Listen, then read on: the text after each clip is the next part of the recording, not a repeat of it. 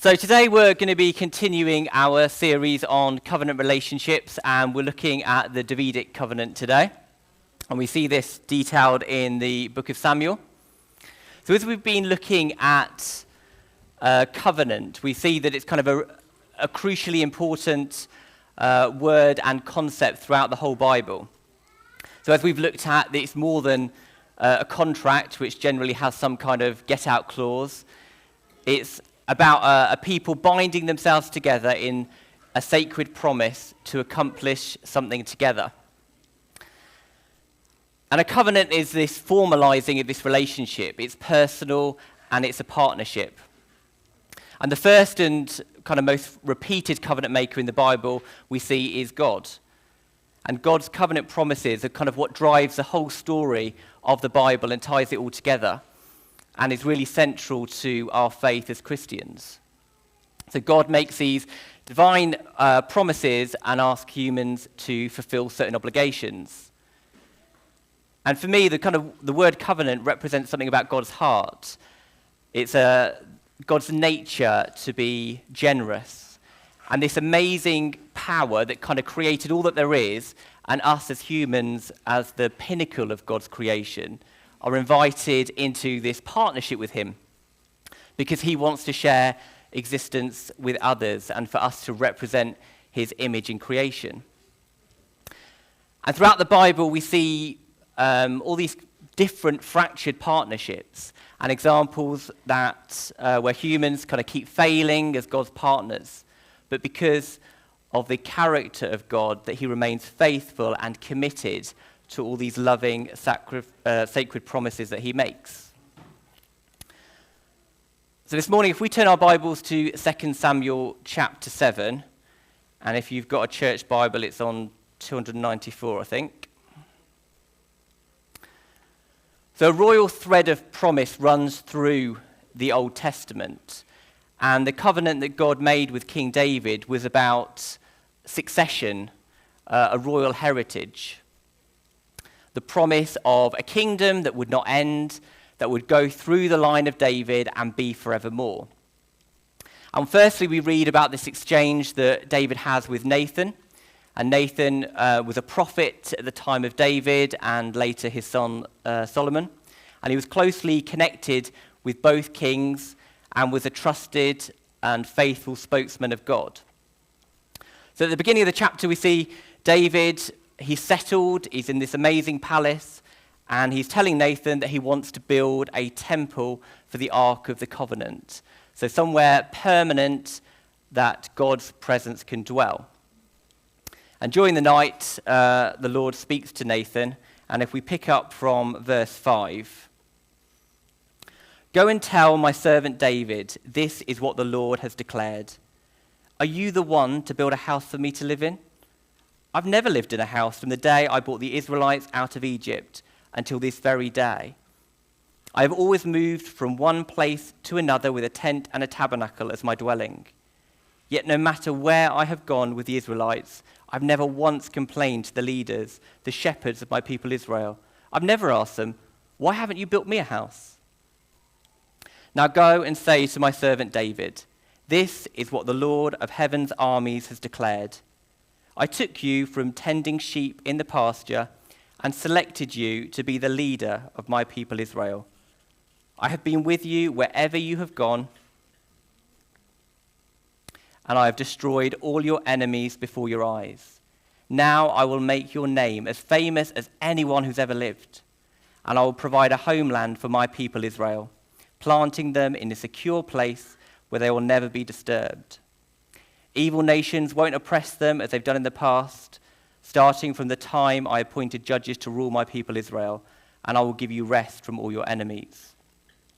And then we read God's specific promise to David. "Furthermore, the Lord declares that he will make a house for you, a dynasty of kings. For when you die and are buried with your ancestors, I will raise up one of your descendants, your own offspring, and I will make his kingdom strong. He is the one who will build a house, a temple for my name, and I will secure his royal throne forever. I will be his father, he will be my son. If he sins, I will correct and discipline him with the rod like any father would. But my favor will not be taken from him as I took it from Saul, whom I removed from your sight. Your house and your kingdom will continue before me for all time, and your throne will be secure forevermore. So God responds to David's desire by making a covenant, promising to make his name great and raise up a descendant from David's line, whose throne and kingdom are going to last forever. So the language we see kind of in that passage is an interweaving which reflects kind of both the earthly reign of David and his immediate descendants, but also the promise of what's to come, of this future messianic reign. And God made the permanent covenant and established David's lineage as a royal line, a promise that pointed to the coming of the Messiah. The covenant with David demonstrated God's faithfulness, his unchanging promises, and his ultimate plan for salvation. I wanted to kind of just take a few minutes to backtrack and provide some kind of context to the story so far. So we see that the Israelites have now been rescued from slavery in Egypt, and through Moses, God has made a covenant with his people at Mount Sinai as they enter the promised land. And through the Ten Commandments, we see a picture of God's holiness as he sets this divine standard of righteousness for the people to follow. And the Israelites are supposed to be faithful to God and obey these commands. And after Moses and Joshua, we see how the Israelites failed to keep their side of the covenant. And we read through the book of Judges that it was a time of moral chaos. In Judges 21, it says, "In those days there was no king in Israel. Everyone did what was right in his own eyes." There was no earthly king for the Israelites at that time. God was their king, but he raised up a succession of judges to adjudicate, showing kind of Israel's need for wise and faithful leaders. And then eventually, instead of being ruled directly by God through these judges, the people wanted to be like everyone else. They wanted to be like the other nations, and they demanded a king. And God agrees to give them a king, like the other nations, and therefore establishing the monarchy in Israel. So we read that Saul was anointed as Israel's first king, and externally, everything about him is right. He looks the part. But internally, he has this dark side of insecurity, pride, anger, and ultimately, he fails to obey God and is rejected. But behind the scenes, God is always working, and he's raising up a new king, a humble shepherd boy named David. And God told Samuel to anoint David to eventually replace Saul. So David, born in Bethlehem from the tribe of Judah, the son of Jesse, and the youngest of 8 brothers, was the least likely candidate to be king. And for us, it's a reminder that God doesn't look at our outward appearances, but he's looking at the heart. The heart that God saw in David is one that he wants to see in all of us. It's not based on family status, but based on a radical, humble trust in God and willingness to obey. And if our heart is God-centered, he can use us to extend his kingdom in ways that we can't even imagine. So David had quite a journey before he became king. But when he did sit on the throne, his reign is a tale of 2 halves. So in the first half, we see David as this really successful leader, overcoming Israel's enemies, restoring order. We see that he unites the 12 tribes of Israel, and he establishes a kingdom. He then goes on to conquer Jerusalem and renames it the City of David. And there the city continues to expand, and David becomes more and more prominent because we know that God is with him. And we read in the passage that David is living in this beautiful palace made of cedar wood and stone. But as well as making this the royal capital, David also wants to make it the religious capital. So David looks around at this palace that he's living in, and he compares it to where the presence of God is dwelling in this temporary structure. So for 400 years, people have been worshipping and offering sacrifices in the meeting tent that Moses built, which was designed to move with the Israelites as they wandered in the wilderness without a permanent home. So David is looking around at this and he tells God, well, now that Israel's got a permanent home, I think you should have one too, and I'm going to build you a home. I'm going to build you a temple. Sounds like a nice thing to do. And God replies, well, thanks for the offer, but I've never asked for that.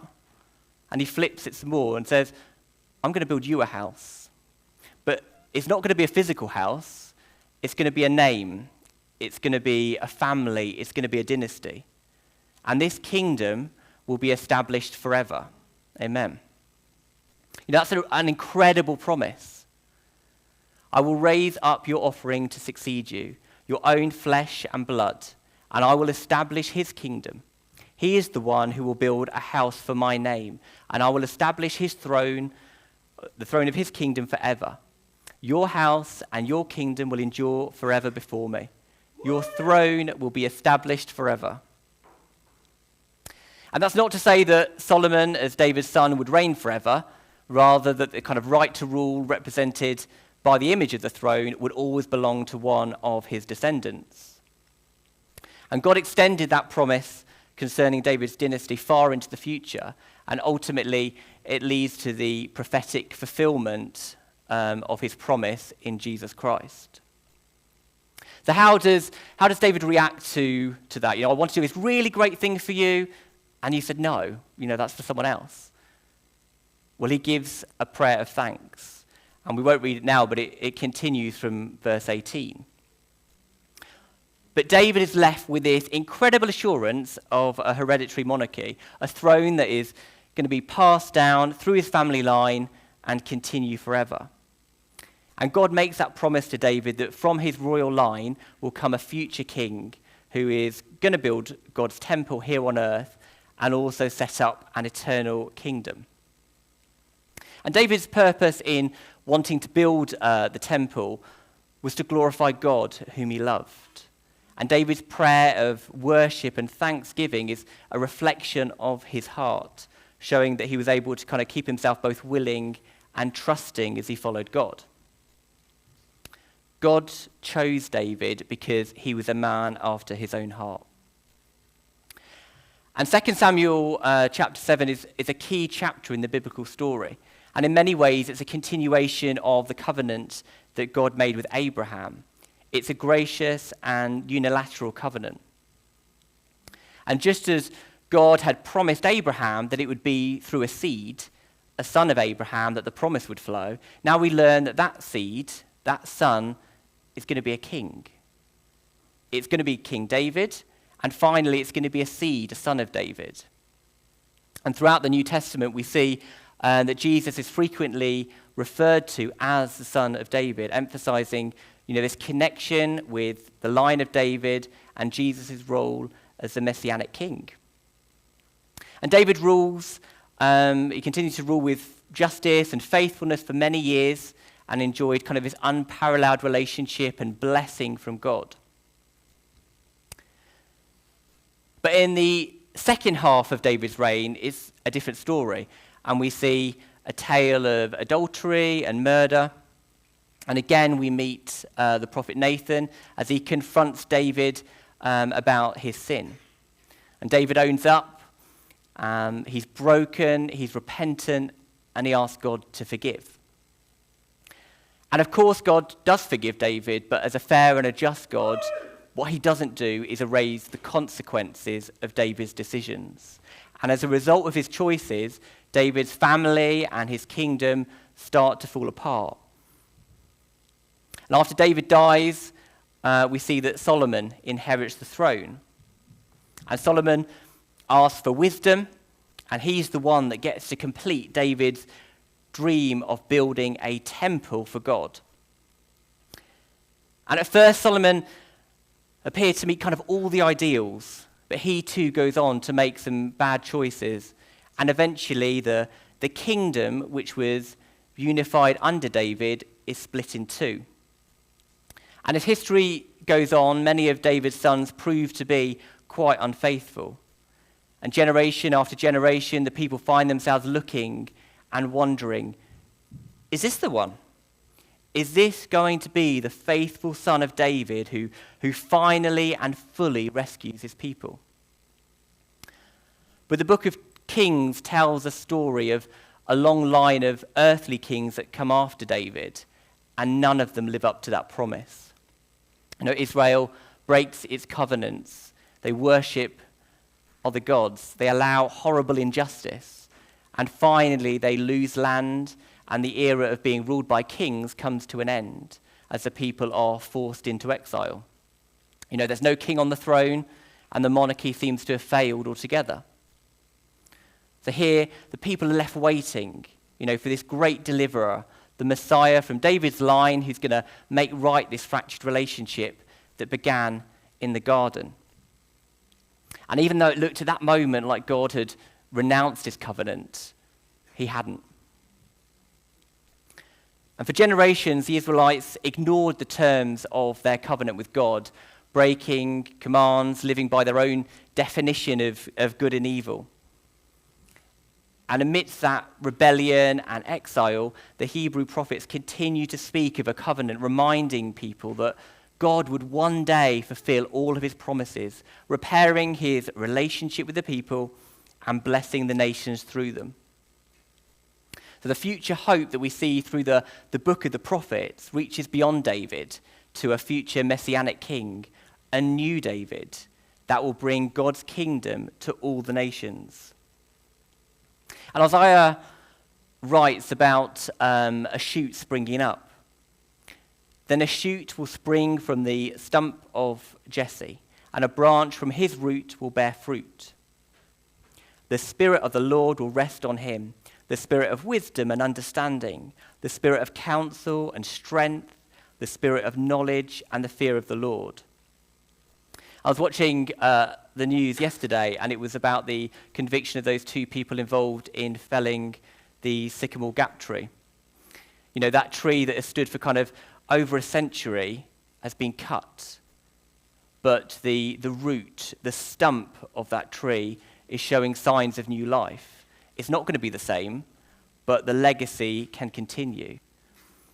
And the new David that kind of Isaiah was speaking about there will bring about a new creation through a servant king who will make the right choices and also offer his life on behalf of a people who make wrong choices. And the messianic promise remains alive. So the Davidic covenant is an unconditional promise, a promise that rests entirely on God. And one of the marks of God's character is his absolute faithfulness. How often sometimes we make promises that we can't keep? Well, God always keeps his promises. We may fail, we may abandon our promise to each other, to God, but he remains steadfast and true. 400 years would pass without a legitimate Davidic king on Israel's throne, but at exactly the right time, a king was born, a new David, who was born in a stable in David's town of Bethlehem. And Jesus was born of the family and line of David, and the genealogy that we see through the Gospels shows that Jesus inherited David's bloodline. And the line of David will be the human line of the source of his blessings, but the divine nature of the Messiah guarantees its permanence. And because Jesus has risen from the dead, he can reign on David's throne and over his kingdom forever. God will keep his covenant promise to David through Jesus. I think as we've kind of explored these covenant relationships, we can see how they progressively build on each other and form this complete redemptive storyline. So the covenant of creation with Adam, God preserved the world through Noah. A covenant of promise and redemption through Abraham. He established the laws through Moses.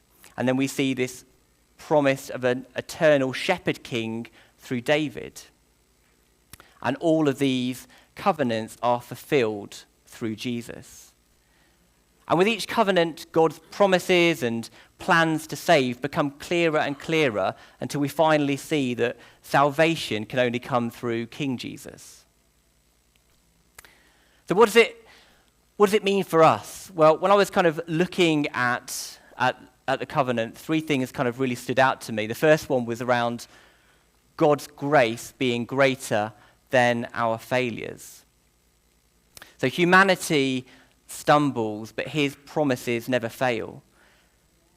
And as with David, God's willingness to bless us isn't because we're great or worthy, but because he is good. You know, his purpose is for us to be like him, to bless us, to establish us forever with him through Christ. And the very character of God is that he's not willing to let his covenant partner's failure define the future of the world. You know, he's going to shoulder the responsibility to be faithful. He will shoulder the consequences of his partner's failure. We have a loving God. You know, he knows that I'm going to fail. But that doesn't deter God from doing something on my behalf. And we're called to live in and trust in this generous covenant love of God. You know, Jesus is the only faithful covenant partner, and he offered himself for us as a sacrifice. And this covenant highlights God's unwavering commitment to his people, demonstrating that his promises endure despite humans' failures. The penalty for our sin was something that only Jesus could do. To free us from sin once and for all required the ultimate perfect sacrifice. And being fully human and fully God, Jesus was the only perfect person who could have fulfilled God's plan and restore our relationship with him. And the second thought I had around this was around being heirs of God. It's through faith in Jesus Christ that we are heirs. You know, we have access to all his promises, to the greatest treasure that the earth can neither contain nor offer us. In Romans 8, it says, we are heirs, heirs of God and co-heirs with Christ.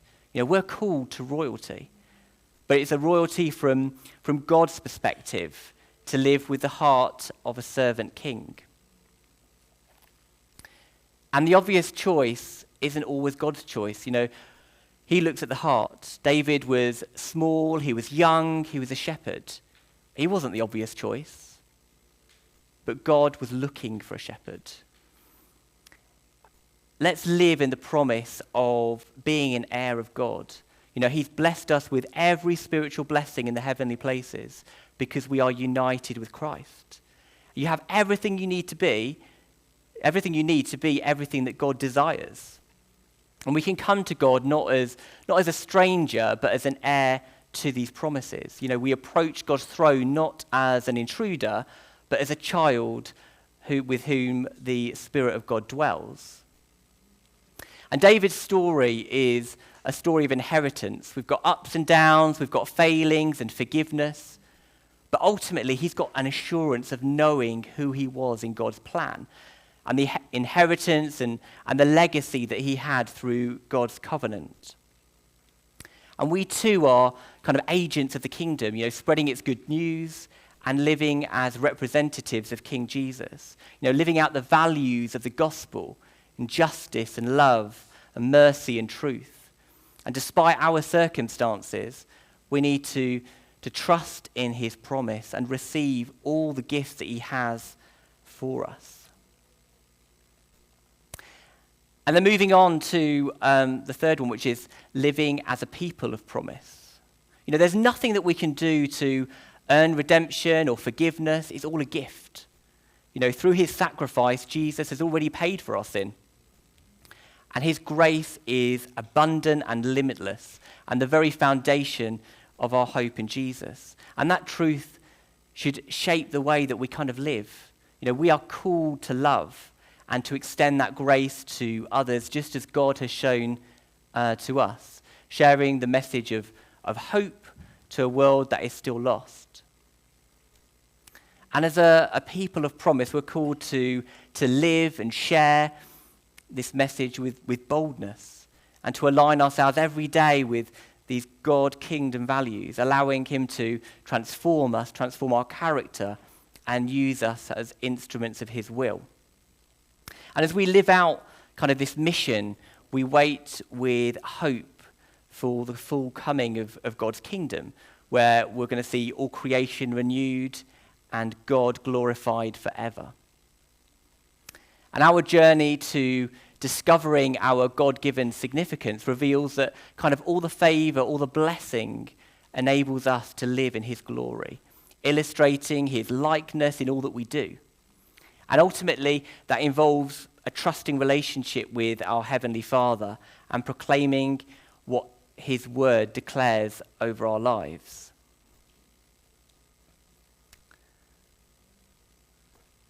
And as we draw to a close, I don't know if the worship team want to come back up. It feels a bit short this morning, I'm sorry. But God saw David's heart, and he chose David to be king when he was young, without any claim to Israel's throne. But God equipped David for his work as Israel's king. He protected him from his enemies. God gave David victory and granted an exalted place among the kings of the region. God extended these blessings to David and to the line of David. And although David stumbled, God never faltered. You know, Jesus is the ultimate fulfillment of God's promise to David. And we have that very same hope and assurance. And just as God upheld his commitment to David, we have reassurance knowing that God's faithfulness has been across generations. You know, from the very beginning of creation, God hasn't changed. And his promises remain steadfast today. And over the last few days, we've been celebrating liberation and that freedom from occupation. You know, let's live in the freedom of knowing who we are in Christ. Let's live as a people of promise, knowing who we are as heirs to his kingdom.